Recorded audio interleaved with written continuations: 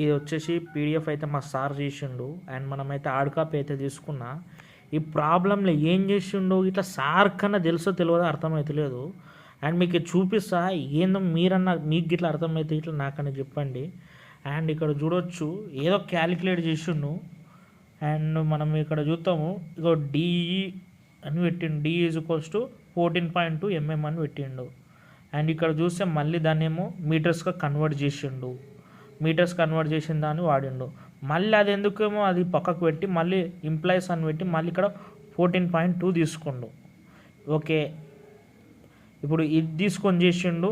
Okay, పెడితే 6765 వచ్చింది.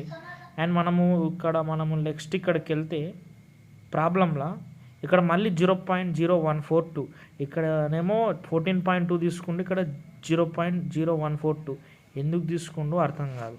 And main formula ఏం రప్పించిండు, H is equals to K/D0 ln of R EPR e⁻³ 1/3 μ/μW whole power 0.14 అని రప్పించిండు. And ఇక్కడ చూస్తే మనకు ఈ ప్రాబ్లంలో సబ్స్టిట్యూట్ చేసినప్పుడు హోల్ పవర్ 1/3 రాసిండు. ఇది లవడల బీటెక్ ఎందుకు తీసుకున్నాను ఇట్లా అర్థమవుతలేదు, ఇట్లా ఉంది కథ. అండ్ ఈ ప్రాబ్లం వచ్చేసి 8 మార్క్స్, ఎవ్రీ ఇయర్ రిపీట్ చేసిండు. ఇదే చదువుకొని అందరు ఏం రాసిరో నాకు ఇట్లా అర్థమవుతలేదు. ఇట్లుంటే మన బీటెక్ చదువులు ఎందుకు తీసుకున్నామో, లైఫ్లో బీటెక్ తీసుకోకండి, ఆగం కాకండి.